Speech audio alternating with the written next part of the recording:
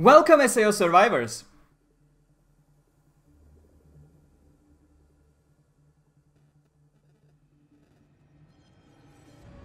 Welcome SAO survivors! This week we of course had the release of Scherzo of Deep Night in Japan. We had tons of awards for Aria Starless Night, an SAO Popularity Poll that decided who's gonna be on the cover of Abeshi's next art book, and a couple more things. And of course, as you can see, we're back with the scriptless This Week in SAO video, so wish me luck, this is gonna be fun. Welcome to This Week in SAO for all your weekly SAO news. That is actually still boiling.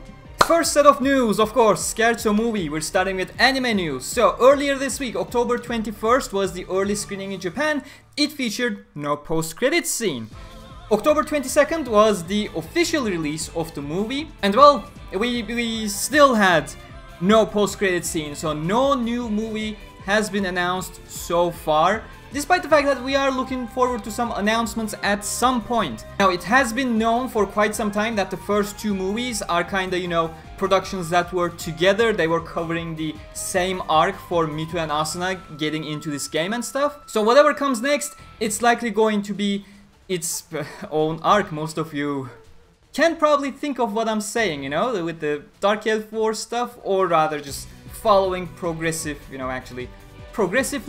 So maybe our next step could be the November 6th SAO Full Dive event that's gonna take place in Japan with almost 99% of the entire SAO cast, if I do remember correctly, as well as performance of the openings and endings, of course. So yeah, if we are to see an announcement, our eyes should be looking forward to November 6th, if there is gonna be anything or not. But yeah, staying on the topic of Scherzo. Last week I did do an entire movie overview video based on the official soundtrack titles, and well, that one turned out quite accurately. It looks like the movie is mostly as we have expected. There are some changes here and there that caught us by surprise, and they are such changes that, well, that was normal that it would catch us by surprise. Nobody would have expected such things. But if you are interested, there's a huge Twitter thread by Celeste. In fact, let's go over it here right now since we're doing it live, right?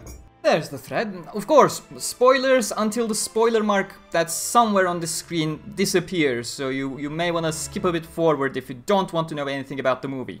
Of course, as we have expected, we are starting on floor 4. Celeste wrote that wrong, I have warned him. With the White Edge, the Hippocampus fight, as we have expected.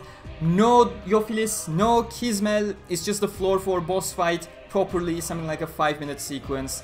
The mechanics are exactly the same, as well as Argo's role here. A change has happened to the ghost quest that we were supposed to have in this movie. It's still in the movie. That was a bad way of putting it into words. It's still in the movie, it's just the transition from the quest into later scenes are much more direct compared to what was happening in the books. Again, we saw this in the movie official soundtrack already. The catacomb scenes that we are transitioning into, more or less exactly the same, no changes here. The bath scene is still very much intact as far as we know. There does not appear to be the mock duel scene that was supposed to take place between Asuna and Kirito. The guild flag plot thread still remains more or less the same. It is quite shortened in its explanation, which is something we would have expected from the movie anyways. But where the changes start happening is when they are searching for the raid groups. Again, we have expected this based on the soundtrack already, if you checked my video back there. Asuna basically contacts Argo to find Mito, and then they have a duel to prove that Asuna no longer needs her protection. Asuna loses, but that doesn't matter. Mito joins the boss fight after Kirito comes in to talk with her about the situation. Oh, and apparently Mito does hate Kirito, quite understandable if you check that final scene back in Aria Starless Night during that Peter speech. But yeah, one of the two massive changes, of course, we expected Neza to not be in that final boss fight, but Mito is kind of an MVP among the raiders apparently, and she gets the guild flag drop, which is... I mean, why would you make such a change? What is the point? Because that goes against some of the events that's happening in the future books, significantly goes against what happens in some of the future books, particularly the floor 7 events. But hey, nothing says whenever they get to adapting those floors, if they ever will, you know, maybe Kirito and Mito can have a talk and arrange the normal thing. That's my expectation. If they are planning to continue with things, this is seemingly a huge change on a surface level, that instead of Kirito, Mito keeps the flag, but in regards to allegiances as to what happens with the guild flag, nothing technically changed. So I'm not gonna say this is a bad change, I'm just gonna ask, why change it then? It doesn't look like it is signifying anything at all. Why do it? It's not a complaint, it's just a normal question, you know? There was a fire in Celeste's university building, but he hasn't burned, don't worry, the summary continues. And it does continue with one of the strongest scenes of the movie, and another one of those, the second big change, which in this one I totally understand why they changed it. I don't like the change at all, but I do understand why they did. The Po scene that was supposed to be at the very end of the movie. If you read the books, Kirito basically goes back downstairs to get some additional supplies and go back up to Asuna. That was his plan. But Po cuts him off and kind of tries to trick him into thinking he's currently not in the safe area and that he could kill him at any second. But Kirito is like thinking, wait, is this really a safe area or not? He's like completely out of his composure at that point. And eventually he confidently goes, yes, I am in the safe zone. He just pushes back into Po's little dagger that he was holding behind. It produces the safe zone warning thingy and pretty much escapes from the predicament. But the entire scene with Po's mind games and stuff, it goes on in Kirito's own head. And we all know the visual medium that is anime, whether it's movies or weekly anime, they do hate inner monologues. They want people to be talking to each other rather than talking to themselves. Which is why I imagine this entire change happened. Po basically has Asuna in his clutches this time around, with Kirito on the scene with them, and that's how the scene progresses. And I imagine that allows them to, you know, have a bit more of a talking point rather than spending 3 minutes in Kirito's head, which the anime hates. Again, I don't like the change, but I do understand where the change is coming from. Of course, I'm gonna remove the spoiler warning here, because this is more of a production-related thing. At the end of the movie, seemingly the scene transitions into Kirito and Asuna watching Aincrad fall, which, had a lot of people worried that Progressive has now come to an end as a movie series or a series in general, and I'm like, no, you're jumping a couple steps over here to that conclusion. In my opinion, what I see here is, you know, it may very well be that they won't make any more movies, but come on, this scene is not it. The two movies was basically a growth movie for Asuna as well as Mito on the side. I mean, just check the official soundtrack titles. So many soundtracks where people are going, you know, we can do this. We can beat this game together. We can beat this game. We can defeat the boss. The entire theme is Asuna coming with that belief that this game is beatable. And when you think about the fact that the first movie and the second movie, Scherzo now, are kind of a pair together. Why am I still holding this in my hand? It's just my hand getting tired. It's basically the theme of the movie, you know? We can beat this game was the entire theme of the two movies. And at the end, yes, they actually do beat the game, if you don't remember from the anime series from 10 years ago. That was basically just a symbolic transition to top off that overarching theme of the two movies.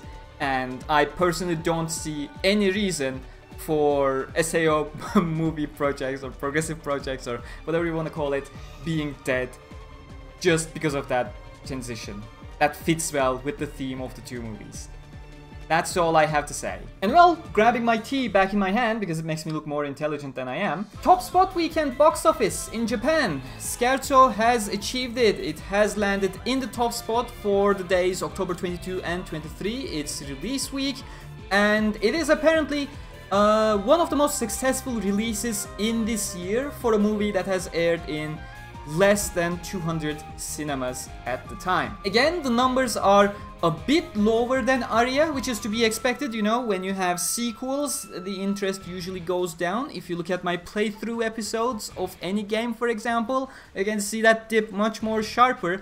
It's a very small dip. It was a very expected dip for Aria to Scherzo move. Aria had in the first 2 days 350 million yen.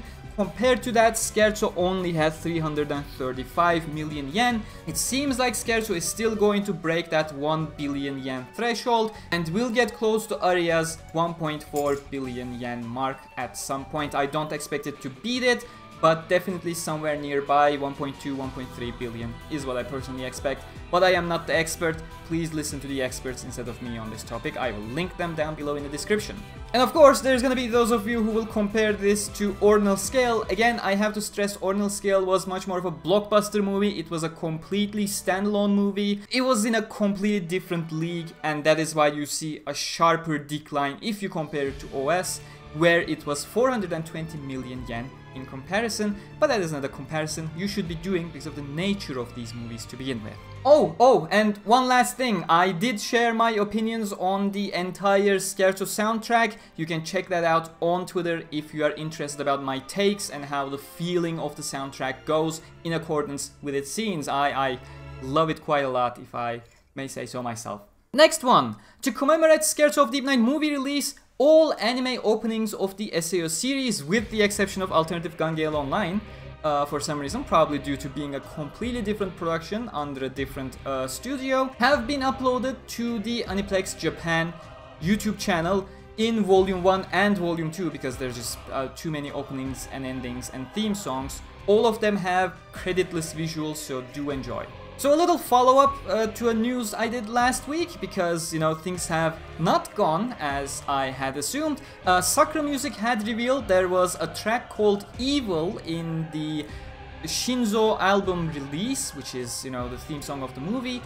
I expected Evil to, you know, be tied to Po, but apparently it wasn't. We looked at the lyrics, it looks like it does relate to Mito instead, and her regret of leaving Asuna behind, even causing her to be in this game in the first place. There's also another song, Dance With Me, which we can only assume to be about Kirito and Asuna, and it is burning. Listen to it yourself, check the lyrics, we have translated, link's gonna be in the description. Cinema bonuses for the second week of Scherzo have been announced. There are 3 postcards, again, drawn by Abeshi himself. Unlike Aria, this time they feature Kirito, Asuna and Argo instead. All of them seem to have a guild flag in their hands. It's quite a nice illustration. I really do hope at some point when it comes to Turkey they will allow us to have those postcards as well. I will be looking forward to it. And if not, I am gonna be really disappointed, because I really do want those postcards. Send them to me, Aniplex. That was all for the Scherzo news. Now we move on. Well, we actually do continue with the anime stuff, because New Type Magazine has announced their anime awards for 2021-2022 period, and Aria of Starless Night won a whole bunch of stuff. If you ask me, the demographic of the New Type Magazine is a little bit biased towards picking certain things. It's way too visible when we go through the list. In fact, let's go through it. Best movie, Aria of Starless Night won first place. Best director, Ayako Kono of Aria of Starless Night won second place. Best script, Aria won second place. Best character design, Kento Toya, draft by Abeshi, of course Aria of Starless Night, won first place. Best sound, first place, Yuki Kajiura with Aria. Best theme song, first place, Yuke, the theme song of Aria of Starless Night by Lisa. Best prop mechanical design, second place, Aria of Starless Night. Best male character award, first place, Kirito from Aria of Starless Night. Best female character, first place, Asuna, third place, Mito from Aria of Starless Night. That is not the most balanced kind of poll I have seen, but hey, it is awards. It is quite the famous magazine in Japan, so I don't know what else to say aside from their demographic being a little bit more focused in a certain group of people. That's all I have to say. But we have an SAO popularity poll on Kawahara Reki channel. This was a popularity poll for the cover of next Abeshi art book. The top 5 would get featured in the cover of the art book. And it was quite the saturated poll. I did not like the poll at all, the way it was designed, because, you know, each character have their different variants listed to be put on the cover. Well, something like that results in someone like Asuna or Kirito having, I don't know, over half a dozen different variants to choose from, whereas someone like Yu-Gi-Oh! Only has a single variant. So yeah, the poll is quite skewed, but we'll go through the top results. It's less of a character poll and more of a specific incarnation of a character poll. SAO Asuna has won it with 7,800 votes. Stacy Asuna came in second, 6,150. SAO Kirito had 6,000. Yu-Gi-Oh! Had 5,700 at fourth place. Mito was fifth, a surprising push there by the new edition, 4,500 votes. Illustration Kirito was number 6, this is now outside of the cover feature, 4,300. Eilo Yuki was 7, 4,300, just below Illustration Kirito, and Gigio Shinon was 8, 3,300. The poll continues for a total of 100 characters. If you want, you can check it in the description, but it is not very representative of an actual character poll, if you ask me. Okay, those were the chunky news. Now let's go with the smaller bites. Sword Art Online Kiss Fly Manga Volume 2 is getting an adaptation. Cover has been revealed and the release is scheduled as November 10. Look forward to it. No news on Illustration Licorice. We're still waiting on a clarification of what's happening with Edith. She's apparently gonna be implemented at some point, but no news. In fact, I don't expect news. One day, your game is gonna have like a 100 megabyte update, Edith is gonna be implemented, and if you're on Xbox, you're just gonna have to download the entire, I don't know, 70 gigabyte game altogether, because for some reason that one is not getting updates in small patches. It just makes you re-download the entire package. Poor Xbox people. Variant Showdown had no news, but currently there are multiple VTubers that is previewing the game. You can probably search for it and find them. I'm not sure if I'm gonna add them into the description. That's way too much things to add. Integral Factor, quick lightning round. Aincrad grab bag order is here with a lot of Aincrad related skills. Halloween Defense Battle event is here. Scherzo movie skills are in the game now for some nice Scherzo movie tie-ins.